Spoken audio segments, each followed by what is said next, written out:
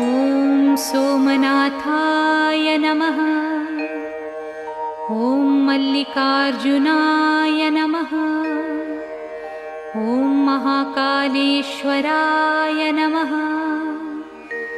ॐ ओंकारेश्वराय नमः। ॐ वैद्यनाथाय नमः। ॐ भीमशंकराय नमः।